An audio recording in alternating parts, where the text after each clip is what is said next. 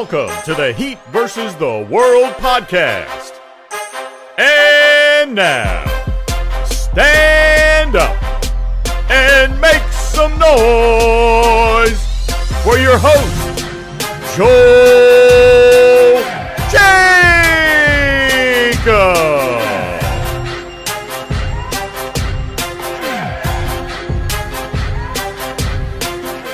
What's up, Heat Nation? Welcome back to another episode of the Heat vs. the World podcast. As always, I'm your host, Joel Jacob, and you can follow me on Twitter at JoelKJacob_. Without further delay, let's meet today's correspondents. First, we got Anthony.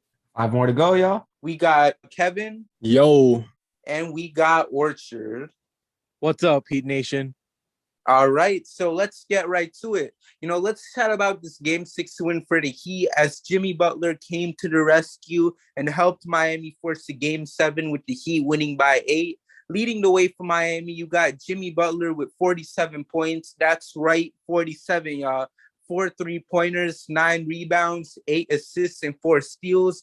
Kyle Lowry with 18 points, 4 triples, 10 assists, and 4 rebounds. Max Strus with 13 points and 3 triples of his own, and PJ Tucker with 11 points, 5 rebounds, and 2 steals. Considering how much of a nerve-wracking game this was for the Heat, and considering the fact that they were also just 1 loss away from being sent home as well, what's everyone's reaction watching the Heat keep their title hopes alive for this 6th game? Start us off, Anthony. Well, I'm going to try to stray away from talking about Jimmy Butler because I know we're going to get into him a ton on this pod, but there was really 3 things that I wanted to see in the game last night. Obviously, Jimmy, and then I wanted to see them continue to force turnovers. That's been our bread and butter all year, especially against this team so far. And sure enough, we were able to do that for 17 turnovers on 10 steals. But the biggest problem is Boston actually also had exactly 10 steals and forced us into 17 turnovers. So that's one reason the game was as close as it was, because typically if you force a team to cough the ball up 17 times, you're doing amazing. But regardless, fortunately, the Heat were still able to do that. And I'm definitely looking for that to happen in Game 7 also. And then probably the main thing that we wanted to see was a bounce back from the 3-point shooting. All I said these last 2 games is all they had to do was shoot subpar, average to below average, and they would have won. Instead, they were historically bad, and that was the reason they had lost those games. So fortunately last night, not only did they shoot better than that, they actually shot pretty decent. They shot 42% on 35 attempts. That's as great as that is, believe it or not, that's actually very close to their season average because they did lead the league in 3-point shooting. And Boston only took 2 less attempts than us, and they hit 4 less threes. So it's not like Boston shot terrible either. So it was still pretty close, which is good news because, the Heat shot great. And if they can do that again, it should be a great sign going into Game 7. And then the 2 guys you really wanted to see step up was Strus and Lowry after shooting 1 of 28 in the previous 2 games. Now, neither guy shot super efficient yesterday, but they made shots. So that's already an improvement than what they did in the previous 2 games, including some monster shots. Strus hit the huge 3 off of inbounds with a second left, had another big 3 to balloon the lead to 12. And then Lowry hit the monster, in my opinion, biggest shot of the game, hit a 3-pointer to tie the game after Derek White had given Boston a lead. So that was huge shots by them. And then I also want to shout out Derek White just because in these most important games of the season, you're going to need a role player to step up. For Boston last night, it was Derek White. Fortunately for us, it wasn't enough for them to win. But Miami's going to need a guy just like Derek White to have a similar performance in Game 7 if they want a chance. But overall, they pretty much checked every single box other than Bam being aggressive. But I'll let someone else get on him if they want to. But overall, they checked every box. Can't ask for nothing more. Legendary game.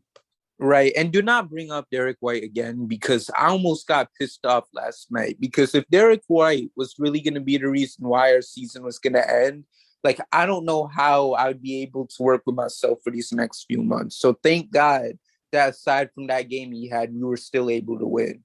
And let's see, Kevin, how about you? Yeah, man.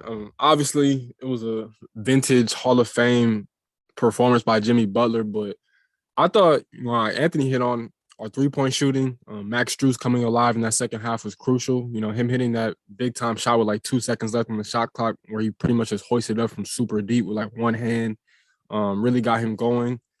Kyle Lowry being aggressive and assertive. I'll touch on that later, but I thought that was big. But I think the biggest thing was defensively just clogging up the lanes for Jason Tatum and Jaylen Brown was probably the best adjustment that Spo made, because I know you just said don't mention Derek White, but ultimately Spo just said we're going to live with Derek White taking shots because he's taking shots away from Jason Tatum and Jaylen Brown, and we're going to clog the lane on Jason Tatum and Jaylen Brown. That's what happened. You always had PJ Tucker. Like every time they look for that mismatch on Max Strus, they would always clog in the lane with PJ being there or Bam being there and help side ready. So like they had no driving lanes and they just had to settle for tough shots. And that's why they only took, I think, one shot in that fourth quarter between the two of them. So I think what Spo did, probably going to go super under the radar, but he made some big time adjustments to keep the series alive and push it to a game 7. So I was happy with pretty much everybody's performance for the most part. I honestly can't complain. The Heat did what they were supposed to do, and now we're headed back home for game 7. Right. And what's your thoughts, Orchard? What a thrilling game. Everyone's been complaining about all the games being blowouts, and there you go. We got a game that was fought all the way until the end. There were some points where Boston took a significant lead, some parts where Miami took a significant lead, but overall the game was mostly close and it was entertaining throughout the entire time. And obviously it was going to be a challenge for us. I know it's always a mixed reaction in a game 6 when you're facing elimination. Obviously a lot of factors against us. Boston had won 2 straight games and they were at home, and like we were able to do in game 3, we were able to take another game on the road. And that's big, obviously, because our season was on the line. And I think the biggest thing for me was our energy. I feel like our energy has been very inconsistent in these last couple of games, but in yesterday's game, it was the same throughout the entire time. And I loved that. I loved our intensity. And our backcourt was probably the big thing. I mean, Max and Lowry had 0 field goals in the last 2 games, and then they combined for 31 in these 2 games. I mean, sorry, not these 2 games, in this game. That's obviously what you want. And like everyone's been saying, our 3-point shooting was a lot better. And it really just came down to us knocking down shots. And the mentality to just keep fighting even when things were looking bad for us, like in that fourth quarter when Boston went on a run and they eventually took the lead. The mentality of this team to just keep fighting until the end is really amazing, and we pulled through for the win. Obviously, there's a lot of people to shout out for this, but I'll cover that later. Right. And Christian, to those who didn't hear earlier, Christian is now joining us. So, Christian, what do you think about this win for Miami? I could not have been happier with the outcome of this game.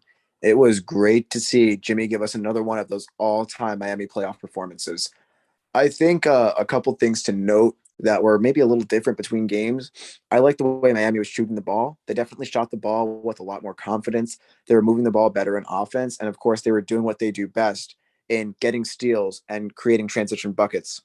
It's definitely going to be interesting to see where this series goes, because I think game 7 is going to be one of the bigger games of the playoffs, being that it's the Eastern Conference Finals. But it's just great to see Miami working again. I think another big thing would be a coaching difference as well. I think Eric Spoelstra came out with a little bit of hype and a great game plan for Miami. I also heard that D Wade talked to Jimmy on the phone before the game. So an all-time Heat legend might have given Jimmy just the right stuff in order to beat the Boston Celtics. So we have another important one coming up, and I'm just really looking forward to it. I hope that we can sustain the level of performance that we have over this past game and carry it with us to the NBA Finals. Right. Overall, just a great win for Miami. Their backs was against the wall and they came out and played great. Obviously Jimmy is the main person for this episode, but with the next segment coming up, we're not going to go too into detail about it just yet. But, like we mentioned earlier, guys like Max Strus and Kyle Lowry, when you got a starting backcourt like that, obviously it's going to be tough when they're struggling, which is what happened in games 4 and 5. Games 4 and 5. So for them to come out in that game 6 and play their hearts out and both have good games, it did so much for Miami. And like you guys mentioned about the 3-point shooting as well, like Miami, like a great point you brought up, Anthony, was that they could just be shooting subpar and they'll still be able to have a good chance at winning the game. And it's funny because whenever Miami is shooting at their very worst, that's when they lose. Like a huge example was those 2 games we lost against Philly last series.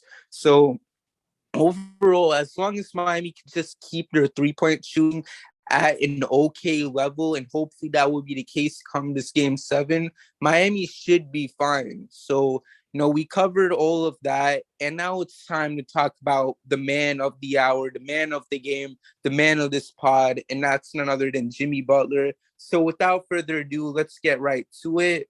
So before game 6, I was telling people that Jimmy was going to have a legendary game 6 performance, similar to what we saw from LeBron 10 years ago. And what's so insane about that is Jimmy ended up having a performance that was even better than that, if you think about it. Jimmy came up clutch for the Heat, and it's because of him that we are sitting here and talking about this game instead of hopping on this pod and addressing what the offseason would look like for the Heat. So with all that being said, like, what's going through everyone's minds when processing that Jimmy Buckets masterpiece? You're up first, Kevin. I mean, Jimmy's just capable of going to a different mode come playoff time. Like, he's a different type of dog. I feel like we've been saying this the entire postseason. Like, he's built for the 16 games instead of the 82. You know what I'm saying? And what he did last night was honestly just kind of crazy because, I mean, I expect him to have a big game, to be honest. Like, I expect him, like, he's one of those dudes that he's always going to go down with the fight, whether he wins or loses. Like, he's going to leave it all out there. We've seen that in the 2020 NBA Finals. But the way that he just came out assertive, I think he had, 16 points in the first quarter. And you can just tell he was a man on a mission, and everybody else, follows suit, and pretty much like when you have a guy like that, again, the energy is contagious, man. And you got to applaud Jimmy, man, because he literally put the team on his back, and we've seen him do this plenty of times before, and he's capable of going into a different mode. But, it's kind of concerning, though, because like you look at game 4 and game 5, he kind of looked hobbled. You know what I'm saying? That ankle injury was clearly, or excuse me, that knee inflammation was clearly getting to him. And then, of course, he tweaked his ankle in the game last night. And everybody was kind of concerned for him, and everybody was kind of holding their breath, but he just said, forget it. I'm going to thug it out. I'm going to tough it out. And that's exactly what happened. And just the shot making was at an all-time high. The playmaking was there. Of course, he's always been, capable of doing that, since he's joined the Heat. But just the ability to just go and say, forget it. Like, I can score on anybody.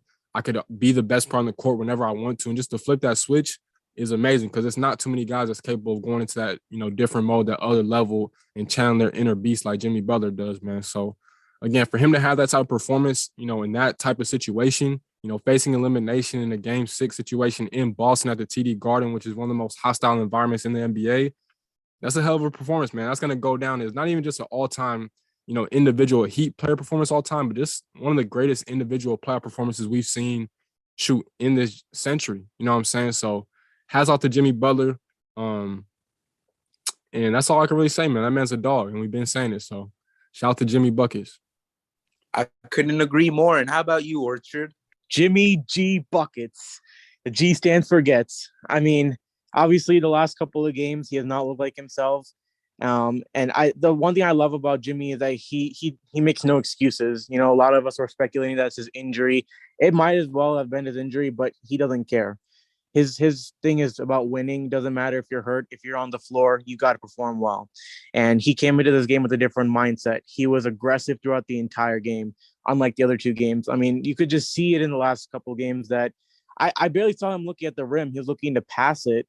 But in this game, he was doing everything. He was getting rebounds for us. He was doing great on the defensive end, constantly attacking when he has the opportunities, trusting his teammates.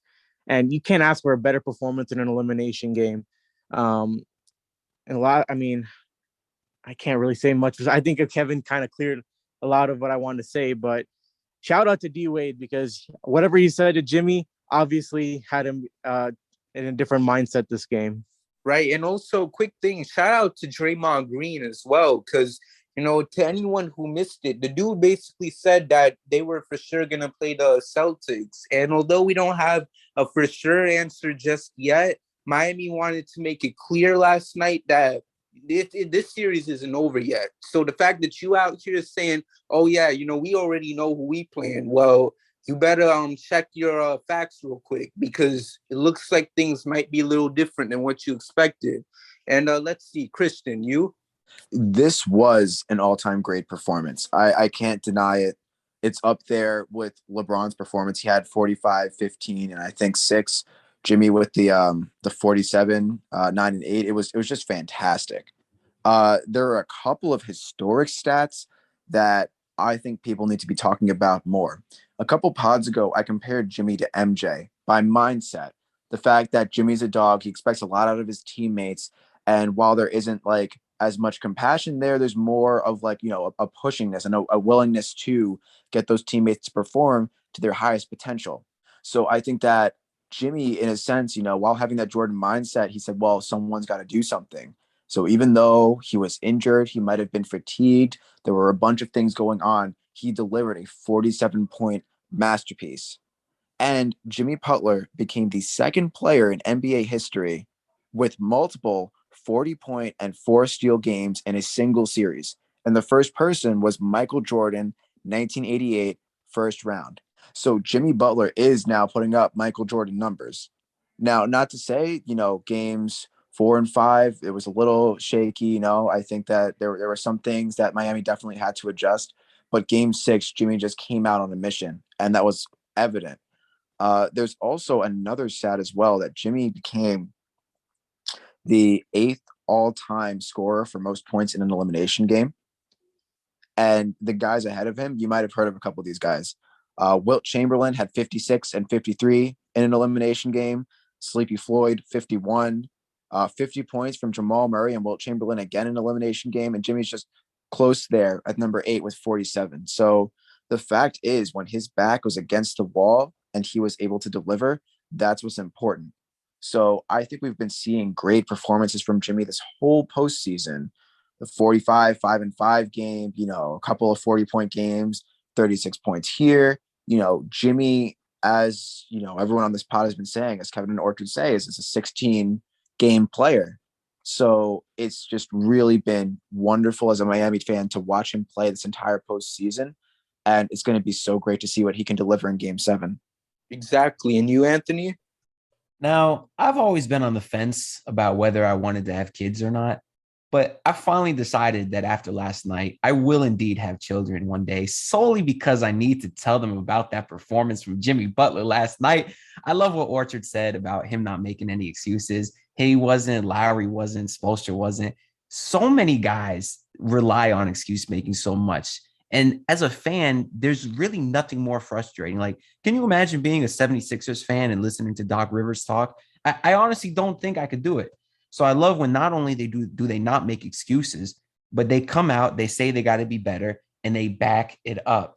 Now, Christian brought up his stats about Jimmy and, 8th most all time, I think, points in elimination games. But if you just count the road games, he's actually second all time for points in a road elimination win.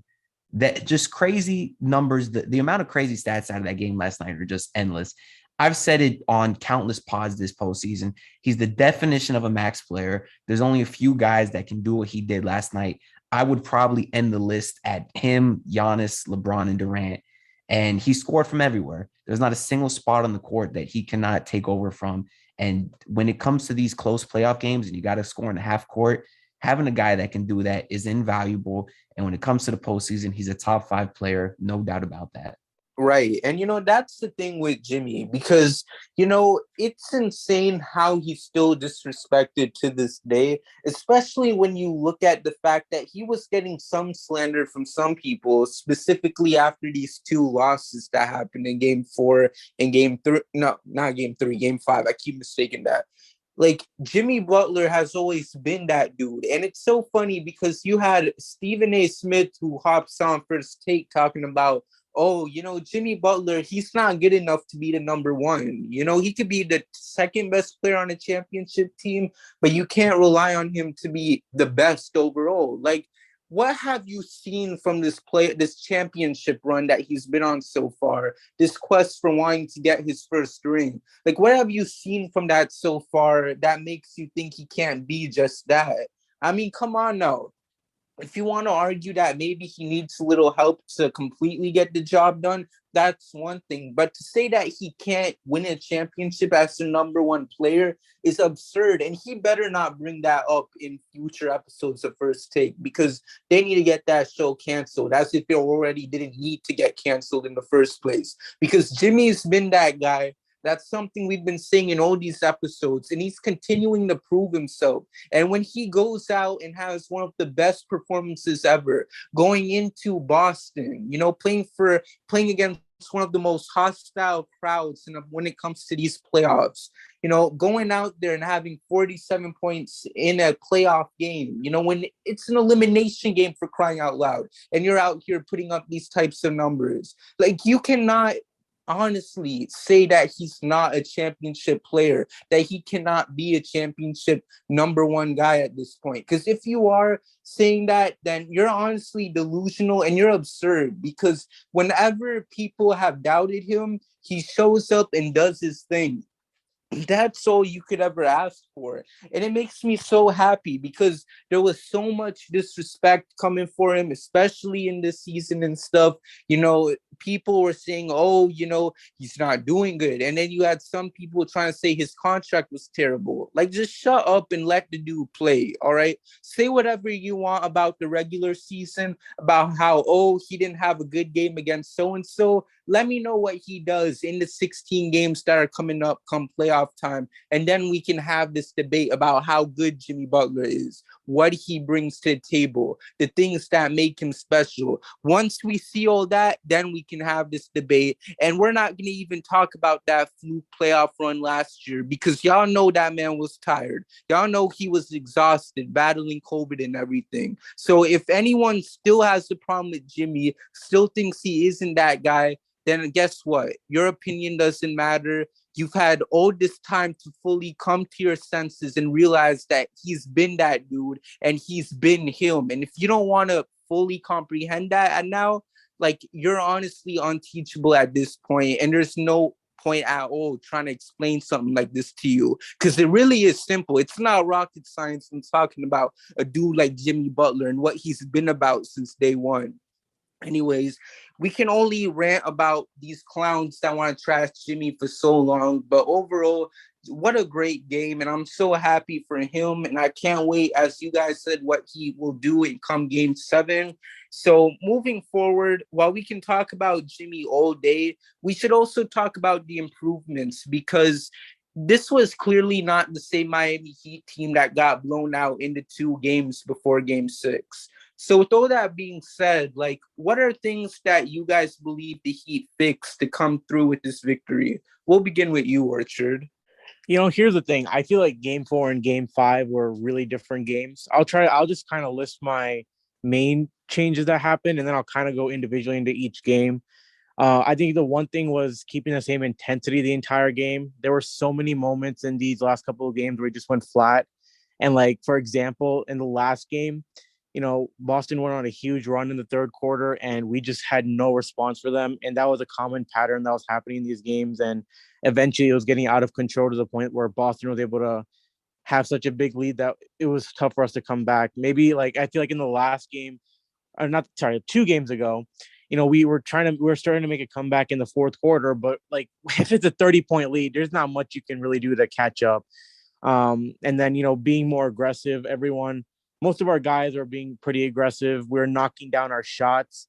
Lowry and Strus were hitting their shots. That's the big thing.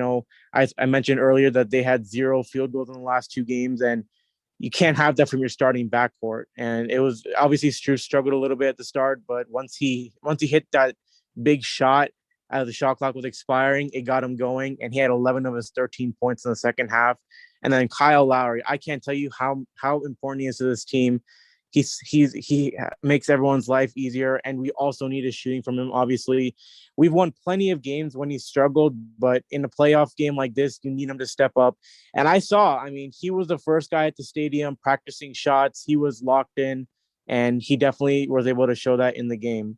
And then going a little bit individually, I think from game 4 to game 6, our rebounding was a lot better. We got out rebounded by 21. And that's obviously a huge difference and huge improvement. See, the thing with game 5 was that I thought we did a great job. It was just that we weren't hitting our shots. We were rebounding well. We forced plenty of turnovers on Boston. It was very simple. We just weren't hitting our shots. And that was obviously something we improved in the next game. So, Yeah, they're both very different games, but I feel like overall it was just hitting our shots and keeping the same intensity the entire game. And Jimmy Butler, I mean, he's the leader of this team. He sets the tone for us. So when he gets going early in the game, it sets the tone for the rest of the team that they're also going to be aggressive and play strong. And I feel like last season one of the big things was Jimmy Butler being strong in the first half, and then our other guys being strong in the second half. And that's what happened in this game. He was pretty much carrying us through the first half, and in the second half, we had people like Lowry and Strus helping us hit shots. Right. And Anthony, you? Well, I'm going to keep it simple. I think the biggest improvement they can make in game 7 is just turnovers.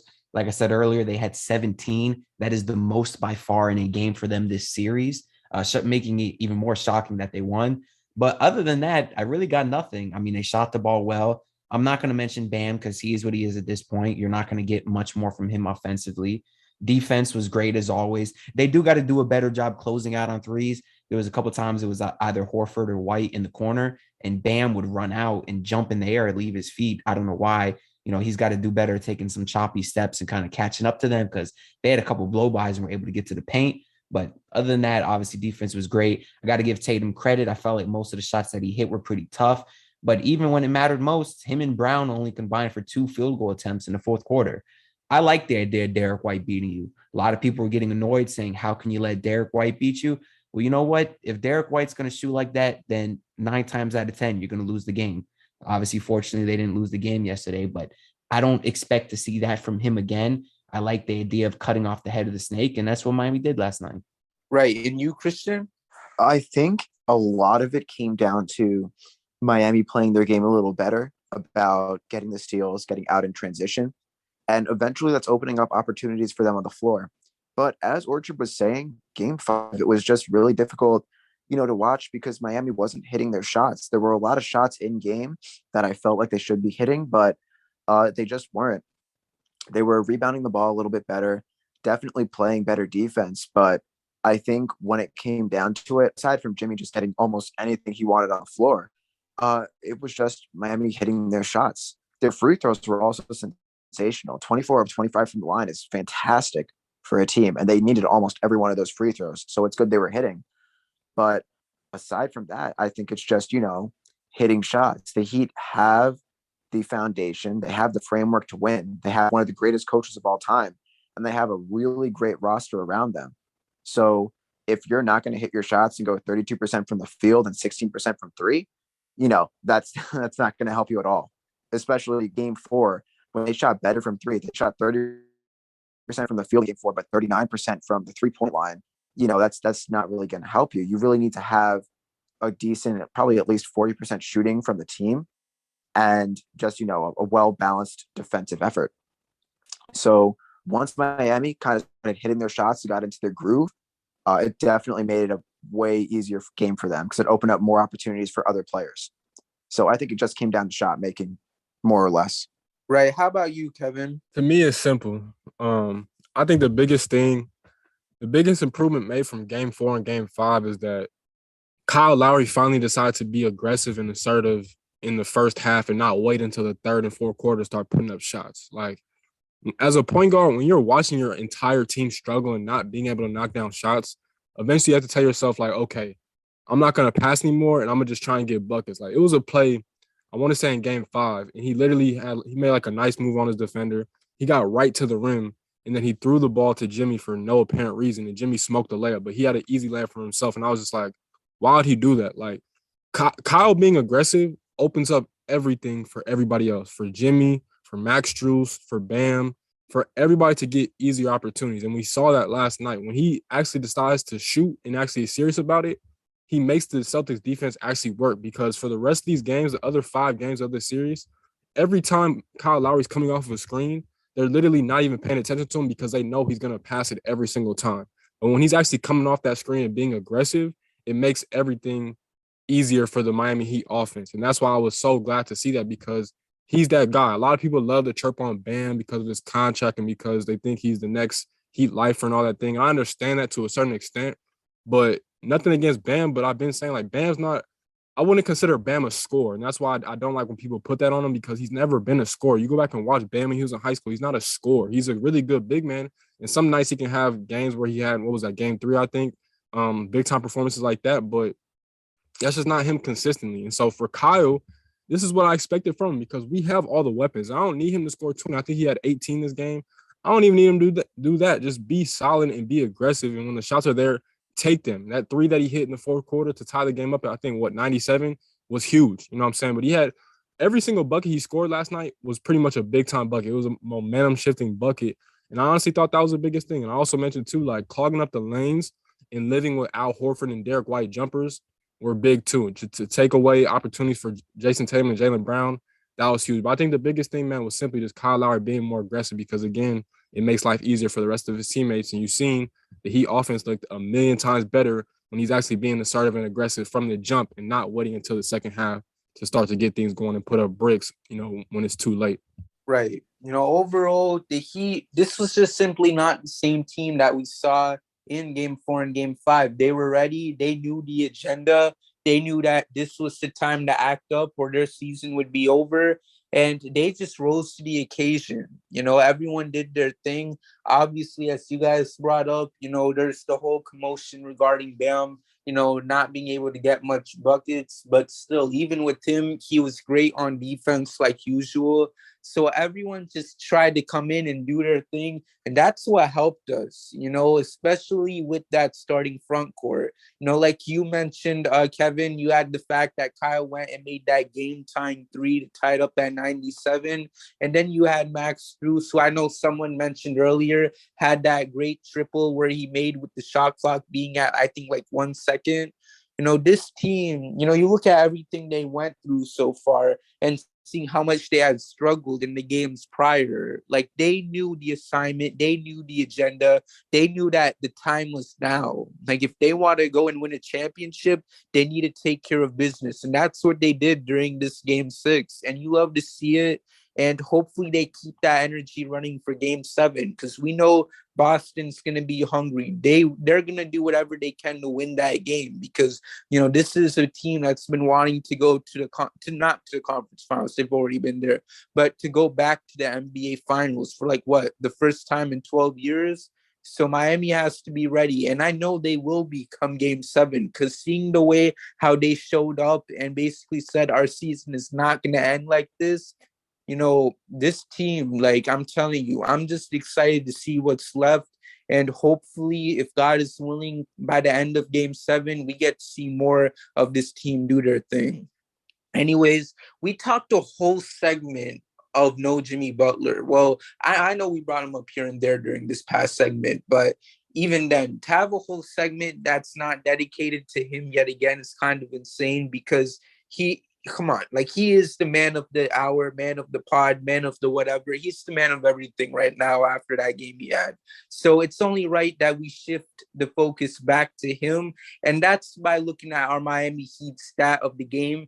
Jimmy Butler is currently the only player in the playoffs who is averaging 25 points per game on 50% shooting. So considering that Jimmy had dealt with so much disrespect, especially as I said earlier, during this series, after dropping games 4 and 5, what do you all make of this jaw dropping stat?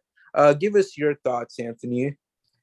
I mean, there's not much to say. The fact that he's doing what he's doing, with not only, points wise, but the efficiency is insane. I mean, I said last segment, he's scoring from literally everywhere, and a big portion of that is from the mid-range and 3-point line.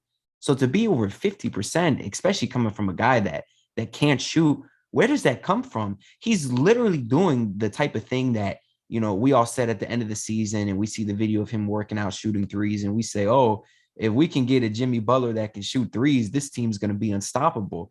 Everybody just kind of says that in jest, joking around, but out of nowhere, we're getting it. We're actually getting it, and it's unbelievable the points that he's putting up and the efficiency that he's doing at. I don't really got much else to say other than he's him. He's him. Right, Christian, you? It's just another component of how great of a postseason Jimmy Butler's been having. He's already had some all-time great performances, I think, in the playoffs for a Miami uniform.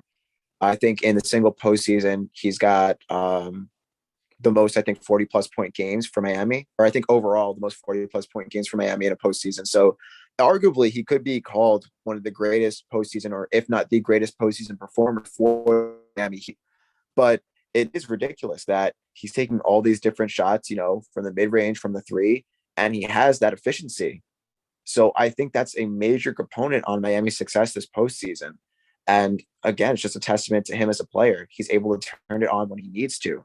And I believe he's playing through injury as well. So that was one of the most shocking things about the 47-point performance last night. Watching the past couple games, I'm like, if he's injured, he's injured. That's not really like on him. But at the same time, he just goes out and he has one of the greatest performances. So I think Jimmy Butler, again, I have to say he's him. He's that guy. And, good luck stopping him when he gets there. But I even think if Boston's bringing, double teams or whatever, Jimmy's just going to cut through, whatever, find the opportunities, find his teammates. It's very difficult for me to see or to say that Jimmy's like not probably the top postseason performer so far this postseason. If the Heat win Game 7, he's got to be Eastern Conference Finals MVP easily. And I think he's going to really make a name for himself if they get to the finals. Amen. And you, Kevin? Yeah, man, this just goes to show the efficiency that Jimmy plays with. Like, a lot of people always love to knock him because, they say he's not a three-point shooter anymore. And you actually seen the Celtics game plan was kind of like to sag off of him for the past couple of games.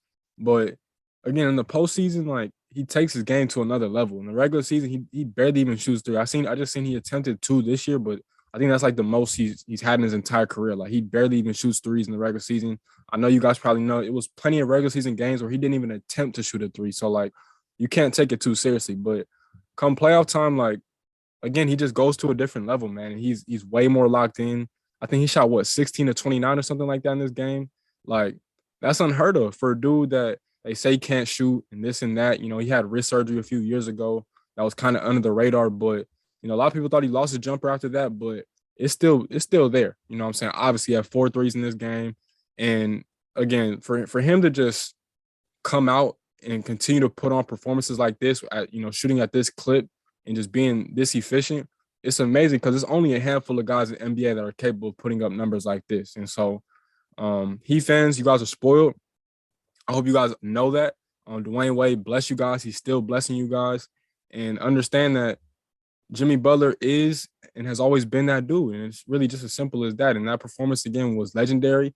And I hope we get to see more of it in this current postseason run. I agree. And how about you? Let's see. Who's next? Orchard? Yeah, the percentage for me is really impressive, but I honestly just think it's the improvement he had from the regular season to playoffs. I know like a lot of people were saying he was finished, and especially there were like moments, especially in like clutch moments when you take bad shots and miss. I remember that one game against Sacramento where he missed the open layup to send the game to overtime. But it's just super impressive to see him like absolutely. I think he still had a great regular season, but to see him take such a huge jump into being one of the best players in the postseason so far, if not the best, is absolutely amazing. He takes very smart shots, maybe except in clutch moments. But he's a really smart guy, and he doesn't hog the ball like a lot of other people do. He doesn't take a lot of unnecessary shots, not afraid of any matchups. I mean, I'm pretty sure like almost everyone was switched on to him during the game, whether it was Smart, Horford, or Tatum. But yeah, like I don't have much to say. It's just super impressive to see him flip the switch and become a different monster in the playoffs. Right. And it goes back to what we've been saying earlier about how he's not a regular season type player. And that's why, we all like to talk about the MVP campaign for Jimmy. Can Jimmy win MVP for once? Can Jimmy do this? Can Jimmy do that? And the truth is, he doesn't care about those type of awards. He just wants to go out there and win a championship. The only award he's worried about is Finals MVP. So the fact that he's at this point where he's just 5 wins away from winning a championship, this is all he's ever wanted, and he's showing how much he wants that ring. So, and you can see it. We've seen it in this playoff run, and we saw it last night. he's gonna keep doing his thing, and that's all you could ever ask for from a guy on this Heat team, because we know about the Heat culture, we know how hard everyone works, and what we saw from Jimmy Butler last night was just a major example of it. So overall, I just loved it, and as much as we can keep the Jimmy Butler praise going, we're not trying to make a pod last for a whole 24 hours. So it is unfortunately time to move on from the Jimmy praise for today's episode. So since we talked about that, it's time for the final topic of today's pod, and that's none other than talking about this Game 7. And as we already know, there's so much on the line for the Heat come game time, and considering how much pressure will be on both teams to perform, what's everyone's expectations for the Heat as they try to make it to the NBA Finals for the 7th time in franchise history? Kick us off, Christian. It's gonna be I think an uphill climb fighting these Boston Celtics. They're a fantastic team. They're a tall team. They're a long team, but it's hard for me to go against my gut instinct and say the Miami Heat are going to pull this one out in Game 7. I think that we'll get a pretty great performance from Jimmy. I'd say maybe 30 plus points. Maybe 8 rebounds, 8 assists. I think in general, we're going to see some better performances from Heat players. I think Strus will probably step up a little bit. Maybe we'll get like a 15 bomb from Gabe Vincent. It's going to be tough. I'm not going to lie. It's probably going to be a pretty closely contested game, and perhaps the most closely contested game of this series. But it's hard for me to pick against Miami. I think they finally got their footing back in Game 6. They're going to be at home. They know their opponent. They've already played them 6 times in a row. And I think if they stick to their game, which is playing really, really good defense, getting out in transition, forcing the turnovers, getting the easy buckets, that sort of opens up everything else. And if Jimmy wants to, I think that he might have to be in one of the best players in the world conversation. If he wants to go for 40 plus, 50 plus in a Game 7 must win in the conference finals, that just pushes him above and beyond. That to me pushes him into okay, is this guy now a top player in the NBA? Move over Giannis, KD, Embiid, whoever else, move over Luka too. This is Jimmy season. So I'm really looking forward to just seeing how this game turns out. I'm hoping for a Miami win, because I have a good feeling they'll be able to take on the Golden State Warriors in the finals. So it's going to be great. And hopefully they'll make it. If they make the 7th finals team franchise history, that's going to be wonderful. And it's going to be mostly due to the play of Jimmy Butler. I couldn't agree anymore. And Kevin, you? Yeah, man. Of course, I'm rocking with the Heat in this game. I think the biggest thing is that they have to make the first initial punch. You know what I'm saying? They have to make the Celtics feel the pressure first. You're playing at home. You're more comfortable on these rims, obviously, because you practice around these rims. So they have to make that initial punch. And obviously, you got to protect the ball. They've been kind of up and down with that when it comes to, preventing turnovers. So they should be able to do that. But I think the key is they're going to need a Max Strus game.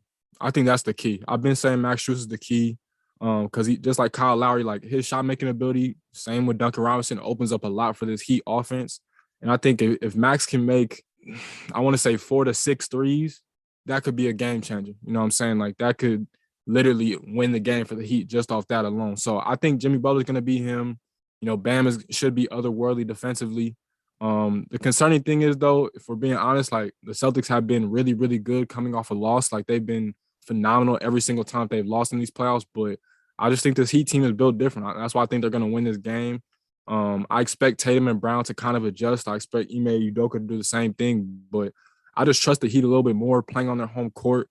And again, I just think it comes down to Max Strus. I truly believe that he's going to have to hit somewhere between 4 and 6 threes for us to solidify this game. I think he's capable of it as long as he's just not forcing it, because I think that's been a big-time thing. Obviously, the Celtics defense is one of the best when it comes to guarding the three-point line, but Max has just kind of been forcing it. I think that's been a big issue. He just needs to settle in and take the shots that he feels comfortable taking and not overthink anything and just let it fly and just be a shooter and keep shooting no matter what happens. So I think that's a big thing. And then again, like I mentioned earlier too, Kyle Lowry, just be aggressive. Just him being aggressive makes life easier for the rest of his teammates. So I think all those are going to be major factors. But But of course, at the end of the day, I had the Miami Heat coming out and winning Game 7 and moving on to the 2022 NBA Finals to play the Golden State Warriors. Exactly. It's going to be very tough for Miami, when you look at what's going to be ahead of them. I mean, like I said earlier, this is going to be a Celtics team that's going to be very hungry. But, I know this Heat team, like we already saw what they did in that Game 6, wanting to show that they're capable of coming back even when all the odds are against them. So if there's any team that's going to be ready for it, like it's for sure going to be the Heat. And especially as long as our front court is making their shots, like you mentioned, Max Strus, as long as they're just simply getting their buckets, we should be good to go. And Orchard, what's on your mind? Yeah, I mean, a couple of keys obviously is the turnovers. I know turnovers. Listen, if we end up having a ton of turnovers in Game 7, I won't be surprised because it's a common issue we've had all playoffs long. But there's been a couple of games where we've been able to just limit that. And I think one was against the Hawks, but obviously this Boston Celtics defense is a lot better. So if I do expect us to have a ton of turnovers, but obviously I want to just say that it's always best, obviously, to not have as many. Responding well to scoring runs, it's going to happen. There's going to be times where the Celtics go on a scoring run, and it's all about trying to disrupt it. We're at home. We got to take advantage of that, and continue to make life tough for Brown and Tatum. Obviously, obviously our defense on them was amazing in the second half, and I really like what you guys brought up about having to sacrifice that for people like Derek White and Al Horford making shots. You rather that because you don't want their star players to get hot because they're going to keep going. Rather than role players, they're probably more likely to not be as hot for a longer period of time. And then obviously, hitting our shots and staying aggressive.